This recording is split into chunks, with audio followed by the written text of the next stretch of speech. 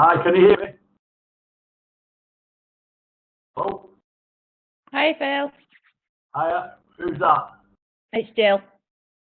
It's Phil.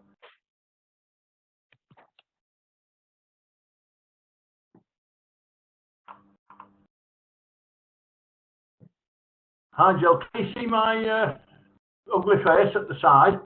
I can, yeah. Good, right. Well, that means you're on picture. I can put out of the way for now. I'll bring some material. Give me another couple of minutes, see if Emmy comes on. I don't expect any of the others to arrive yet, but did you get my mail? I did, yeah. Picked it up, thanks. There are another 4 on the programme, but none of them have managed to appear yet for various reasons. Some are on holiday. I've been in touch with Ben for a while, but he's materials, so I know he's made a start. What I'm going to do today is just hash over the last couple of learning objectives of Unit 1, and then go on to make a start on Unit 2. And I really want to go through the suggested evidence list again, like I did last time. But again, we won't take it all at once. There are some noticeable crossovers on this one,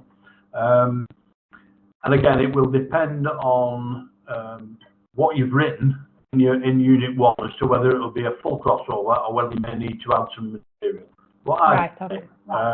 It's fairly straightforward. I'm going to go through. I've got a PowerPoint I want to run through as well. It's just to give you some background on some of the theories and of the process, really. But they're only really there for reference rather than the actual evidence we're going to pull together. As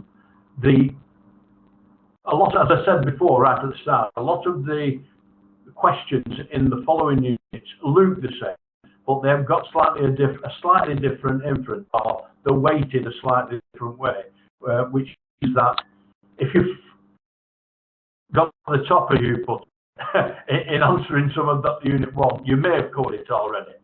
Right. Okay. But if you haven't, it will probably take a little to add to it. One of the issues that Emily brought up, that the assessment or the amount of assessment she does, because obviously the infants and junior is rather less. So as I explained, the suggested evidence that I've put in, one size doesn't fit all. It's purely suggested. You can extemporise or add bits or get round bits, if you like. If it's something that you do not do or haven't got the documentation for on a regular basis, tell me about it. You know about it. Just explain what happens.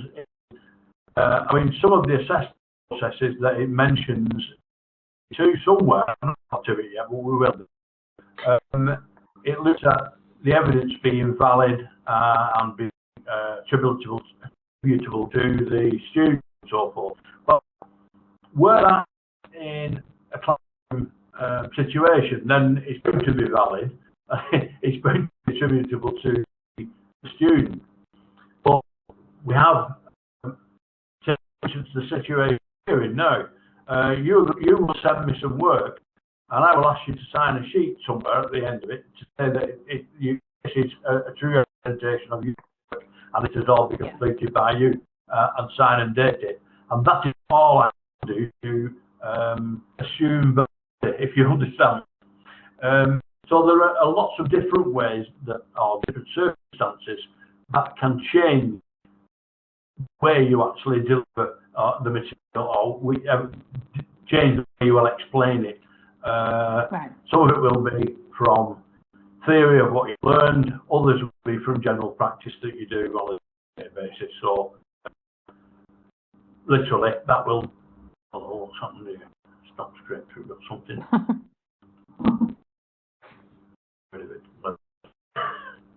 Yeah. I'm not being rude because sometimes it's quite a bad line tonight. Okay.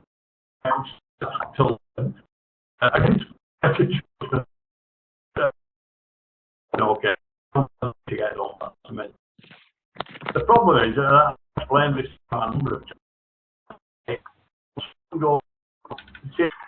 It did last week. So I've been taught to just that switch it back on again and see what happens, and it worked. So yeah, well, it's not arrived yet. So what I'll do, I'll make that. I'm going to bring up the PowerPoint first. I'll just go through some of the things. You can get rid of me for a bit. Out of the way altogether. Oops. Go away. There was somewhere a minute, but again, I'm not safe to do it. Okay. So it's looking at teaching and development in an abstract way, but it gives you some ideas on how to proceed where you've got instances that you can't deliver from your own knowledge. Yeah. Yeah. So basically, looking at a research-based approach to the work that you do. So it's developing your critical awareness of what you're doing, train the ability to analyse, deconstruct and reconstruct. Train teachers to become good consumers of research and to promote intellectual and personal development, and to reflect is good in itself, quality of life. Some of these are rather abstract ideas, because what tends to happen with teaching, and this is really important nowadays, is the quality of life in there looks at you and not the students. If you are involved with teaching, you tend to end up with what used to be euphemistically called extracurricular activities. Yeah. And they can actually take your life over. You end up doing work when you're at home. You end up doing work when you're supposed to be doing something else, enjoying yourself or whatever, because there's just not enough hours in the day to get everything or to consume everything and then actually deliver it. Yeah. Well, this is in fact not true. I've studied that. This is an area I've studied and done research on, and 9 times out of 10, there is time to do it. Yeah. But basically, what you do is, you've heard of time management. Yeah. Mm-hmm. Yeah. There's no such thing. It's self-management. Time management, you can't manage time. Nobody can manage time. An hour goes past, it's 60 minutes. You can't change it. You can't do anything with it. So you can't manage time. You can only manage yourself. And one of the things I used to get students or teachers to do is write down a to-do list for the next couple of days, which they did. I said, then I want to go through it, deconstruct it bit by bit, and put a time on how long you expect to get that work done in, which they did. And then we added the hours up, and we're talking 2 days here now, and none of them had less than 20 hours of work. So they were all shocked. I said, it's yourself you've got to manage. Which of those are the most important? I am the bits out. That's on the work you can't do to somebody else. Yeah, because obviously you've got a boss, just like anybody else, and you go through that process with them, and it works. And a lot of the time, yes, you do work more than the actual hours that you actually get paid for. Everybody does that to a certain degree in education, but it cuts down the important factor. It makes it sure it doesn't take over completely. Yeah.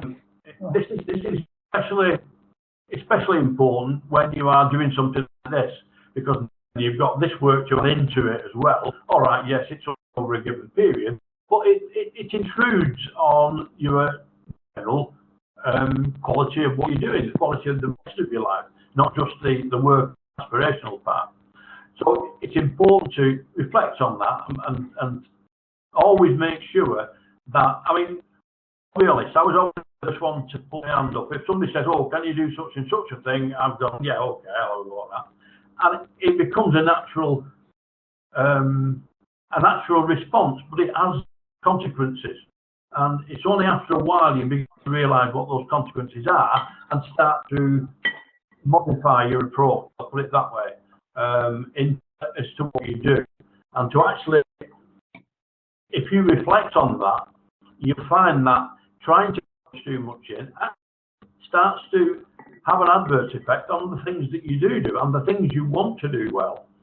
So, yeah, that is an important factor on the first bit. I don't say it's going to start lighting me up tonight. Oops, yeah, we've done the one. Let's go. Oops, on there.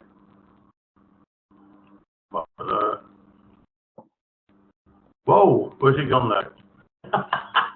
It's having fun with it tonight.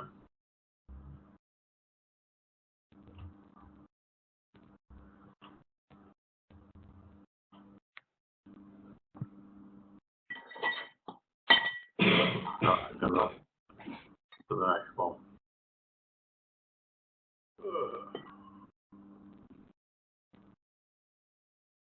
I don't think we need to go right back to pedagogy, do we? No, we're all right with that. You've done all that before. There were only some pieces out of this that I really wanted to look at. I'll just go on there.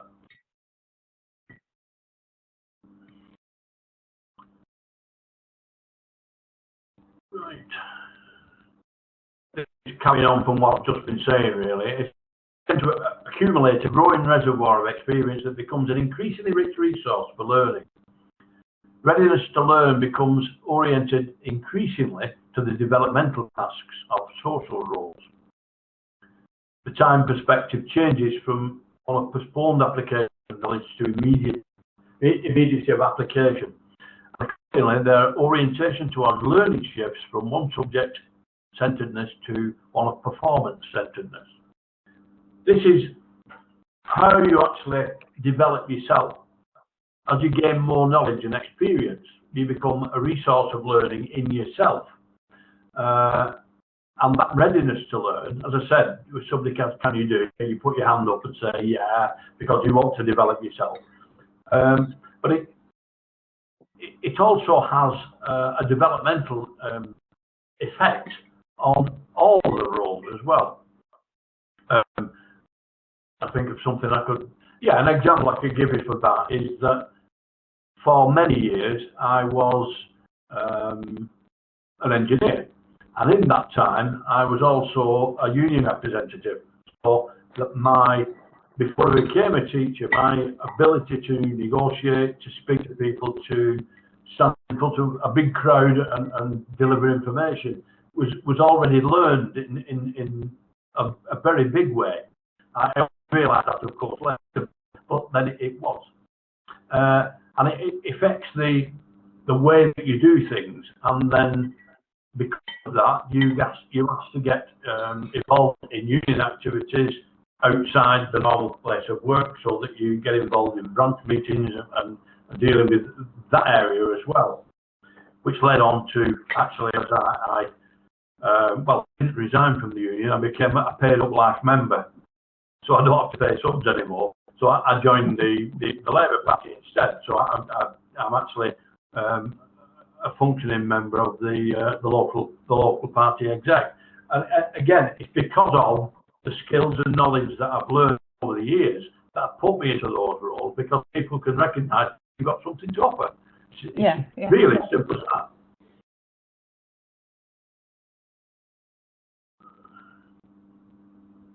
Yeah, you've done who preferred the view of education as a single view of process with the learning activities of men, women were essentially the same as those of boys and girls. Yes, I agree with that. I don't think you do or not. He exposes that there is little or no difference between the way that you learn when you're young and the way that you learn when you are old. I essentially do not agree with that whatsoever. I think as you progress and you gain more knowledge and more experience, you understand the way you learn better, and quite often you modify it. Yeah, no, I'd agree with that. Yeah, because I am a visual learner, or I was when I was younger, very much a visual learner. I still am to a certain extent, but quite often now I can audio learn very well, whereas before I used to switch off. But it's me that's modified that. It's not something that has, you know, that's simply been there. So you will modify it yourself, yeah, the way you actually learn as you get more experience and learn, yeah. Yeah.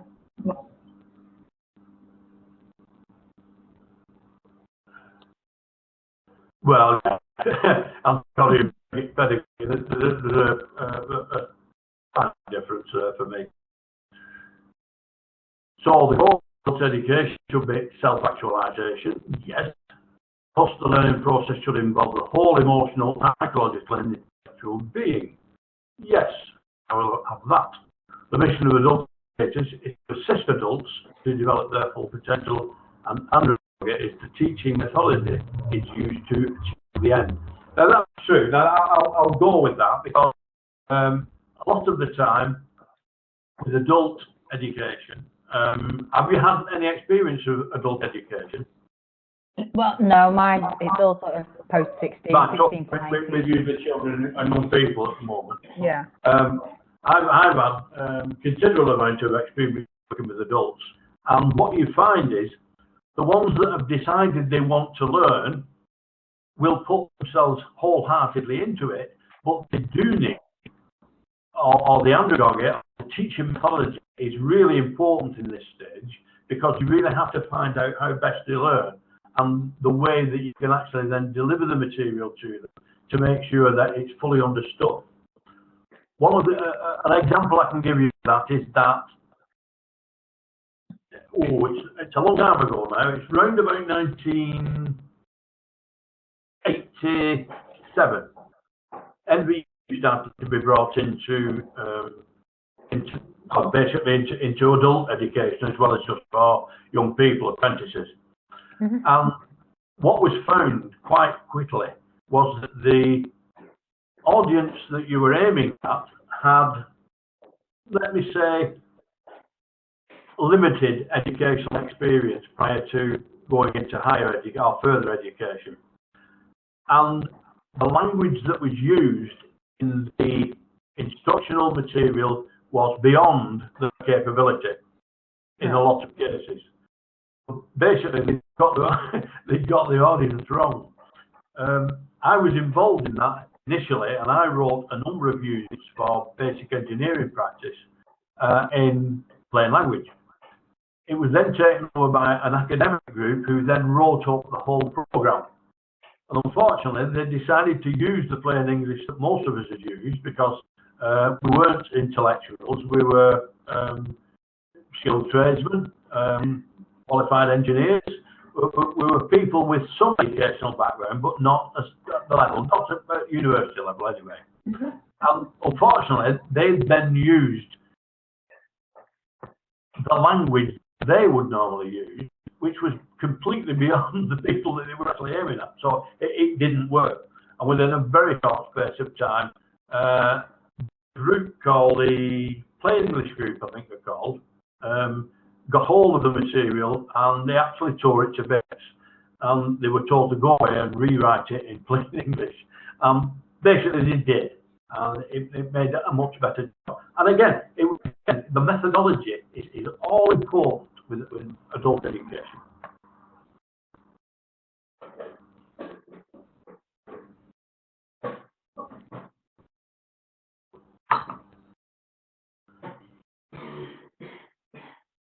Yeah, these instructions are up again. Oops. Oh, fuck.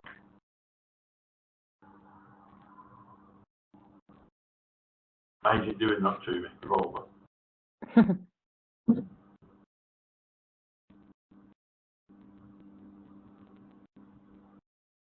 Yeah, that's right. We got to know. Yeah.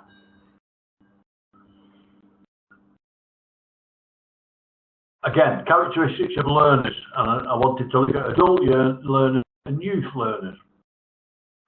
Adult learners are problem-centred and subject-oriented. Adult learners are results-oriented and use future-oriented. Adult learners are self-directed, and youth learners often depend on adults for direction. Often sceptical about new information, more accepting. Seek relevancy. Often trained for an unclear future. Accepts responsibility for their own learning, often dependent on others. I would agree with some of that, but it's not as cut and dried as it looks on there. Many adult learners are subject-oriented because they're not results-oriented, are future-oriented because they look at what can I do for employment once I gain this qualification. So they're looking to the future rather than just getting results. That's not the object for adult learners. They're not self-directed. They are partially self-directed. Some will be more self-directed than others, but often it will depend on the tutor for direction a lot of the time. They are often sceptical about new information.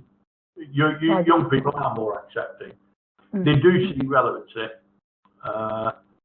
and they don't always accept responsibility for their own learning either. That is a split one there. Again, on the youth learners one, they often train for an unclear future. I would argue with that, well, only on one premise. The premise is that we have a career service who is supposed to give out to too late in my opinion, when they're about 13 or 14, they start to give them some ideas of the types of jobs they'll be looking for, the types of level of qualifications they're going to need to maintain those jobs. Quite often that is too late. I went many years ago to a secondary modern school. I didn't go to a grammar school, and it was almost a preparatory school for work. And it was absolutely, looking back on it, it was absolutely excellent, because I'd already decided I wanted to be an engineer when I was about 13, and I was then able to choose subjects that were relevant to that and follow a train right through, which when I left school and went into higher education alongside my apprenticeship, the work I was doing at the start I'd already covered at school, so it gave me an excellent start to move into, and that's one of the reasons I think I managed to get through my HND inside 4 years. It was because of that earlier start, if you like, to give me some clear ideas about what the future was going to be, and that is sadly lacking, I think, with quite a lot of the career service. They are pretty regimented in what they are allowed to do and what they're not allowed to do, which is another idea that I think is absolutely stupid.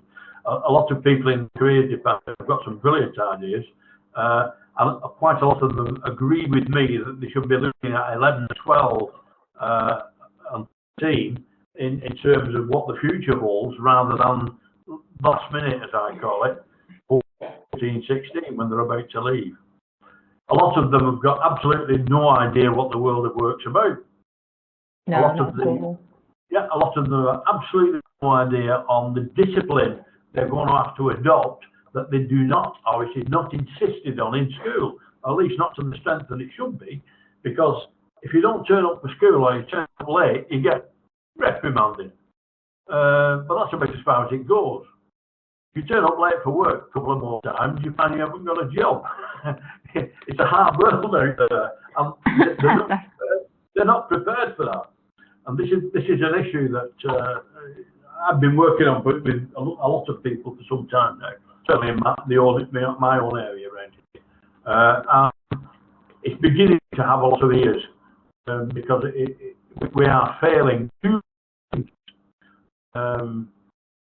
that are not achieving anywhere near what they could achieve with different support.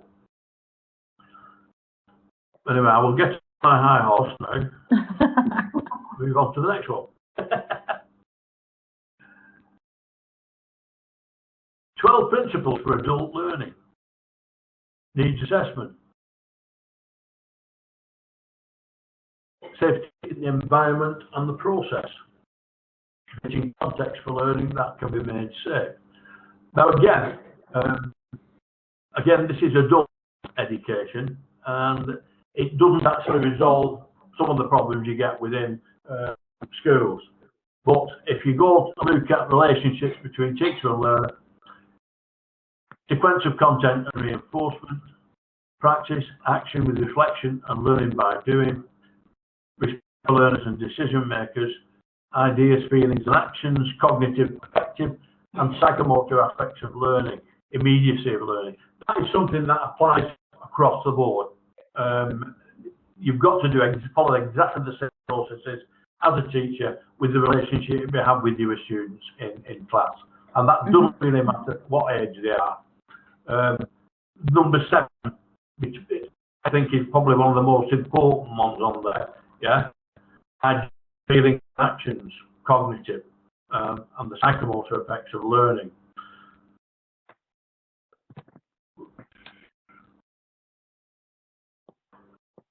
Clear roles and role development, teamwork and use of small groups, engagement of learners in what they're learning, and accountability. How do they know? Yeah, well, that is something that schools don't really do enough of. I don't know what your school does, I've not a clue. But certainly at the younger end, they don't do it. And I can understand the reasons for that. But they don't get or don't put in place a feedback mechanism that gives tutors some ideas what the student is comfortable with in class, what they're not comfortable with. And that way you can actually ask them, well, what would you like to see done to actually make you feel more comfortable in class? And it doesn't matter what the subject is, whatever it is that's bothering them is impeding their learning. So if you can go some way towards solving those problems, then you'll have increased that immediacy or the ability to be able to learn.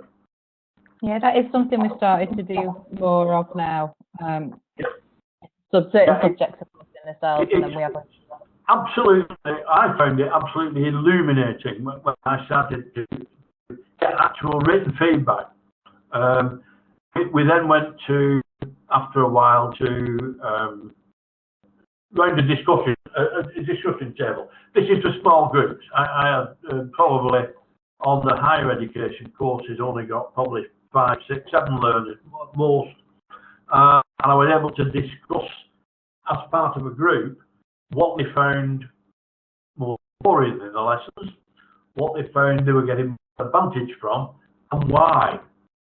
The last bit, very important, why they were getting that, why they were able to tell me that they had a problem with something, or why they liked something particularly. And that way I was able to reflect on, again, the methodology which we started off with in terms of how we'll put that together. So that, you know, nobody's falling asleep.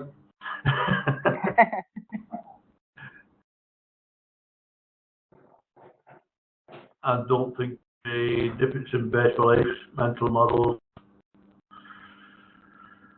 I think you'll have covered some of this, won't you, already? Yeah. Yeah, your mental models, perceptions and nature of work, orthographic, organisational design, bureaucracy, reduced hierarchy, team-based high performance. It's useful to know, but in terms of actual realism into what you actually do, some of it is a bit abstract. Like I've heard of most of it, but it's... Sorry? I have sort of come across it all before, but not nothing I've used day to day type thing.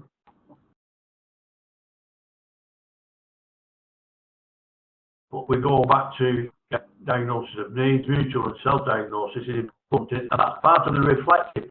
I think I mentioned this before, I'm not sure, you stop me if I did, but one of the things that I used to do right from the start when I first went into teaching was I had my own personal development plan, which I put together. And as you know, we get asked what we do this year in terms of internal learning for our CPD. And by putting myself a plan of what I wanted to do together, I was able to organise and direct my CPD into what I wanted to do.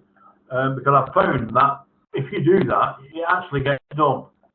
If you end up, as a lot of people do, doing some CPD for the sake of doing it so they can put it on the chart for this year, it doesn't get completed for a number of reasons. One of them, that they didn't really want to do it in the first place. So, as I said, not everybody puts a personal development plan together, but I found it extremely useful for that, because then I can look, or I used to do, reflective. I only realise now reflectively that I always sat down afterwards and said, did that go well? Because what I was finding was when I did assessments out in the workplace with young people, apprentices, when they finished an assessment, the first thing I used to say to them is, how do you think it went? Making them actually reflect on what had just occurred. And after a while, I got some good responses, and you know, we worked through. And I thought to myself, well, isn't that what I'm doing all the time? When I finished an assessment, or I've delivered a piece of material, or we've put some practical work together for them to work, was that the best way of doing it? Were those the best use of resources? Could we have made it more collaborative?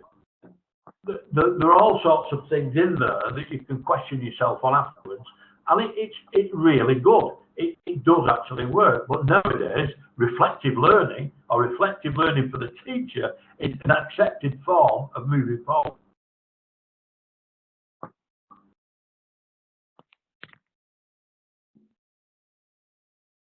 Not doing too well that. Mentoring, coaching, passive learning, simulation, team learning. On the other experiences, yeah, they're mainly aimed at adult education again. Conclusion.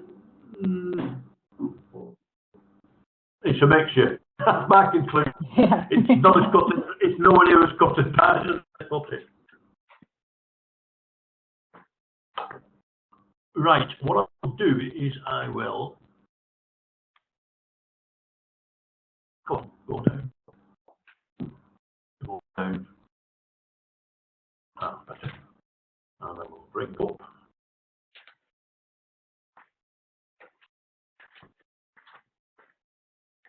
Oh, obviously. I'll bring up that.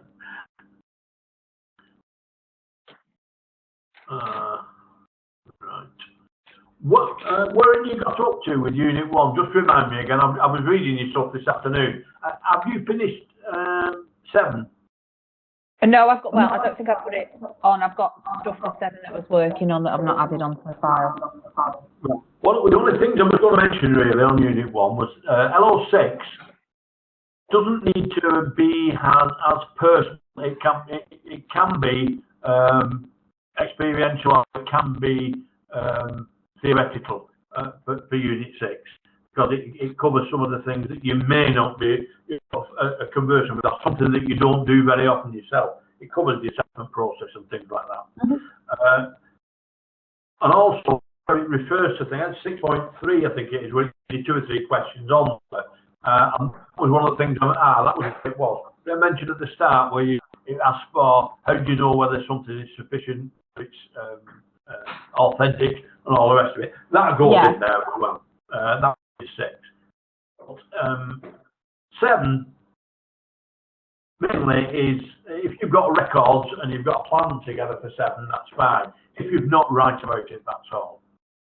And finally, LO8 is again what we've just been discussing now. It's the reflective process that you go through, and then from that, 7.2 is of the reflection you've just won, and that's it for the only 2 on chance. Oh no, 4 got, but 7 has only got 2. I think 8's only got 2 as well. So those are the 2 that round off that.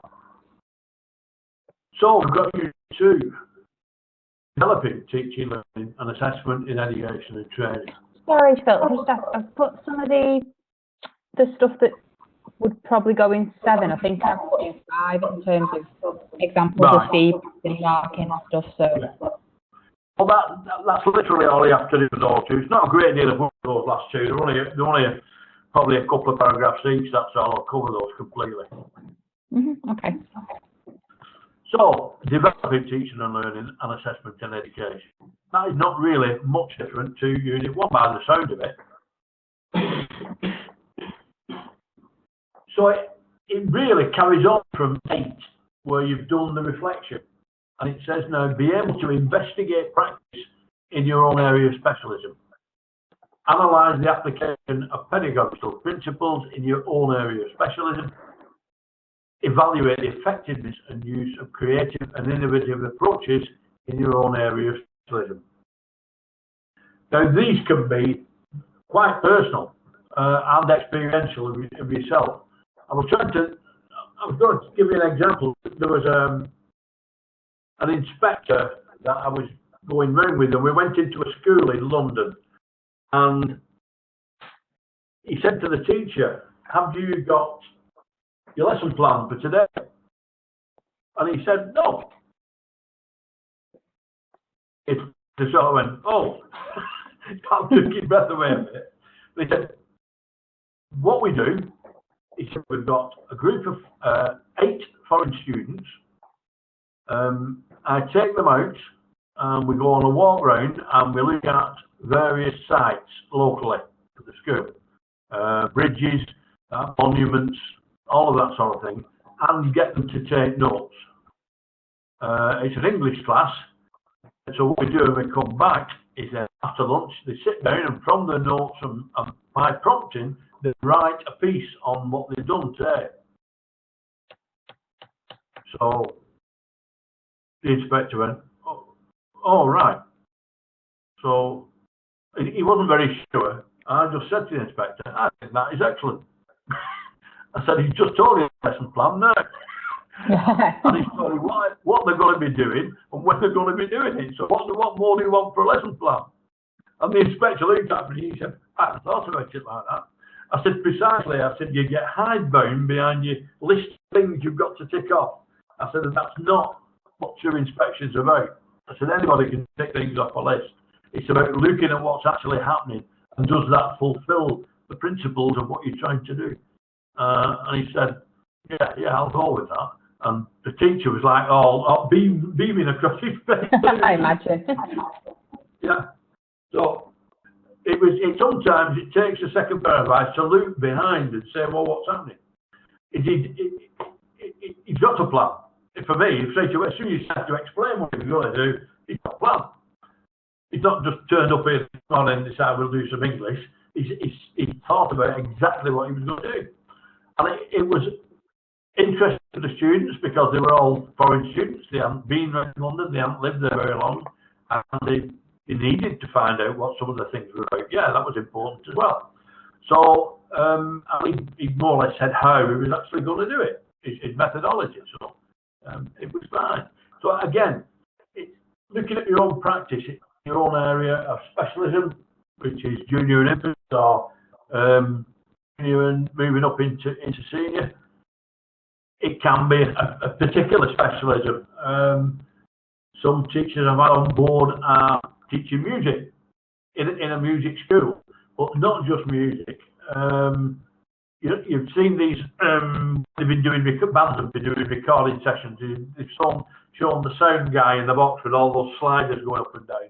They learn how to use that equipment and how to produce sounds and how to change sounds and do all sorts of things. So yeah, it was looking at what they used and the resources they had in their own particular area of specialism. But he came to me and he said, "Well, we've got a problem with this." He said, "We don't have much more we don't cover the core areas in our teaching." So I said, "Well, I've been watching you today doing an observation. the lesson to do is a 5-hour lesson, but it's broken up obviously into sections. And I was watching part of it, and I said, "Well, you've covered maths, English, and IT for me." And he said, "How come?"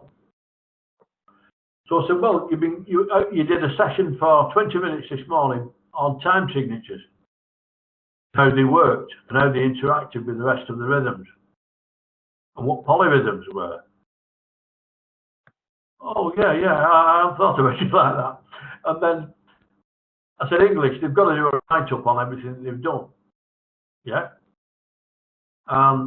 Not strictly IT, but the piece of equipment, the piece of technology they're actually using to produce what they're trying to produce is well covered in IT for me, because they actually do some programming. And he said, yeah. You know, I hadn't thought about anything like that at all. I said, I didn't even realise that I was doing it. So I said, well, this is it. And that's the beauty of reflection. Yeah. Yeah.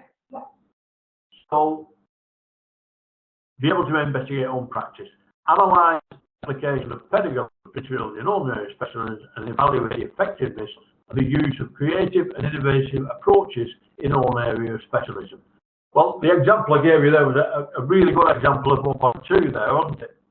Looking at a creative and innovative approach to the own area of specialism. Because, again, sometimes if you sit and think about it, there are easier, straightforward, or simpler ways of producing the same effect, but it makes a huge difference to the students you've got, because they, instead of sitting in a classroom, listening to somebody droning on, watching a video or whatever, they're going out, they're seeing something, they're actually finding information out for themselves, they're writing their own notes down and coming back again afterwards.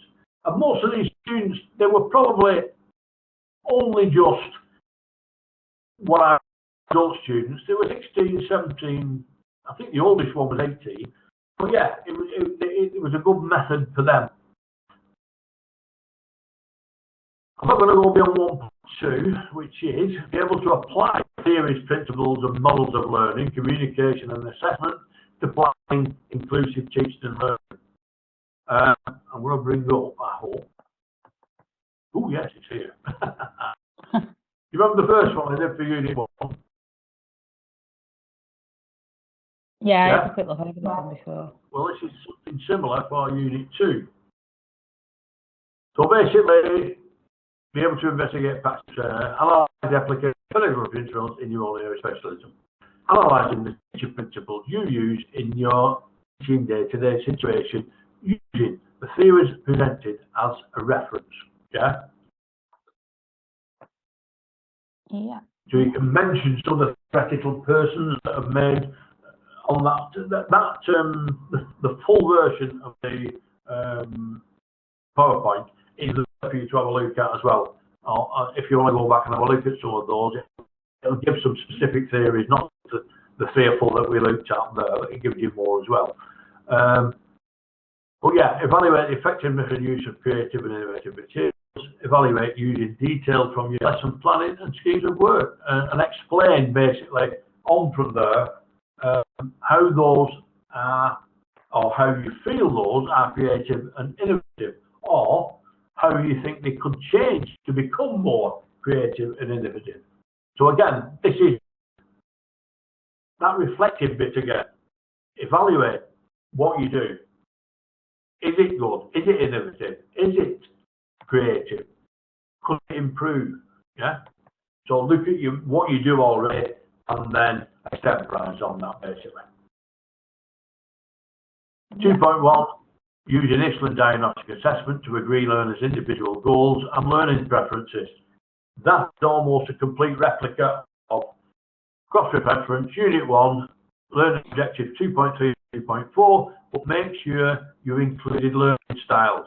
If you included learning styles at 2.4, then obviously you don't need to cover it again. You can just use it as a direct cross-reference, yeah? Mm-hmm. Devise a scheme of work taking into account the needs of learners. Again, first copies of the scheme of work at Learning 1, learning objective 3.1. Again, always check when you've got preference that you meet those 3 points. The needs of learners, delivery model, and the internal and external requirements. Now, if you've covered those, that's fine. If you've not, you may need to add a little bit of text to actually cover those as well. Yeah, okay, have a look. Again, design teaching and learning plans which take account of individual needs of learners and curriculum requirements. Refer to ILPs and Unit 1, 3.2, checking your text. Yeah. So your learning plan that has been made in terms of the internal, the individual learning plan. Yeah. Identify opportunities for learners and others to provide feedback. Again, we discussed this earlier. If you've got nothing in place for that, I strongly recommend, if you've got something in place within your school, that's fine. But if you haven't, I'd strongly recommend that next meeting you have, you mention that this is a good idea, because we got bags of information back from students once we'd started to go through this process. And yeah, it worked.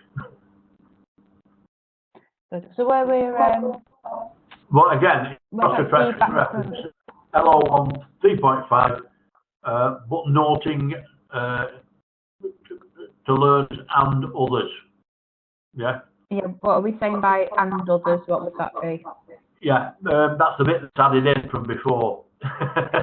Now, if you mentioned that one of the things that you will need to do for this qualification, if you've got somebody that can cover it at your school, that's fine, and we'll provide the observation sheet. You need to do some teaching observations. Mm-hmm. Well, obviously, that's feedback you're going to get from those learning on there. You'll be able to cross-reference to the evidence of your teaching observations as well. Yeah. All right. Sorry. Yeah. So it's just identifying opportunities for feedback. Yeah. So like, if you've not got anybody that can actually do the observations for you on there, let us know in advance. If I can make arrangements to come and do that myself.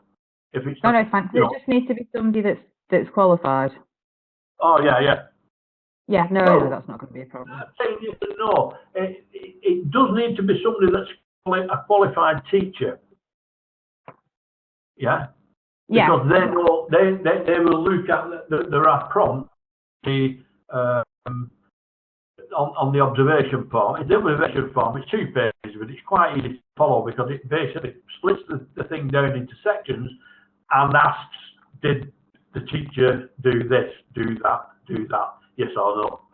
And if yes or if no, there's a room to put comment at the side and say why or whatever on the side of there. So it's a pretty straightforward sheet, and it's one that is used by quite a lot of people, actually, quite a lot of schools and colleges, because it fulfills the requirements of Ofsted.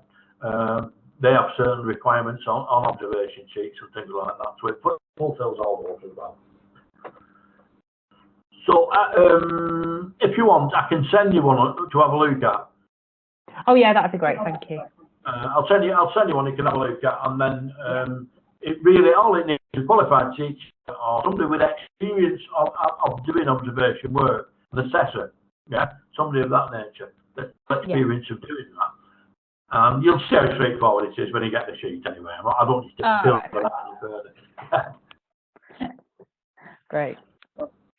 Right, and this is the bit that always adds something in. It says, if you look at Unit 1, 8.1 and 8.2, it's your reflection, yeah, of how you are doing, how you can do to improve, yeah.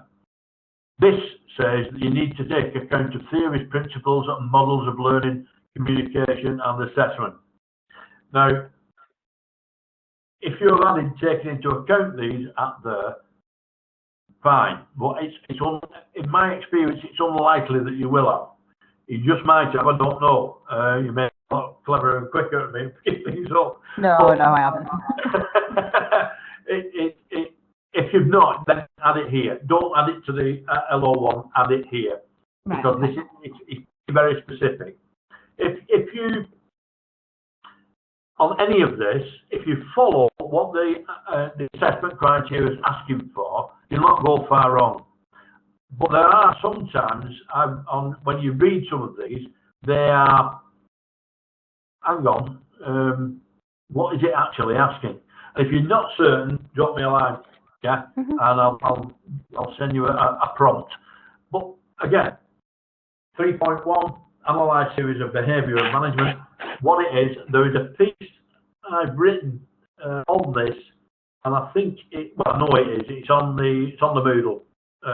So basically, you can read and respond to the reading resource that I've stuck on there for that. Yeah. Okay. It's looking at theories of behaviour and theories of management and how to actually establish that. Well, that's 3.1. I'm not going on to there. I'm going to stay to today. I've got plenty to do. So, if you can let me have, Emily, let me have hers today. I've just got the last of hers. She's done LO8, so I've got that last one. And I've given her this, or this sheet here. It's on Moodle, so you can pick it up off there and get yourself a copy on your book. What she has done, that I will remind you about now before we close, she's used this front sheet, as I suggested, for documenting where her evidence is. So it will say that, and it'll be page 1 or whatever. It'll be whatever page you've got up to, yeah. But what she's done, she's put it in here and left all this there. This is my... No, it's a guide for you. Remove that and put it here where it says evidence to show achievement. Yeah, just put that in there, and then it will allow me to use that same document later to put achieved in here. Yeah. Yeah. So just put the page references in. Yeah. So you can just put the page number in here that cover the individual bits, starting with obviously unit 1, and your portfolio will go together like that, no problem at all. But yeah, Emily, I've just actually sent her a mail to actually cover that as well, to move those over. There was another point I wanted to make on there. What was it? It was important too. Just going to let me mind for a minute.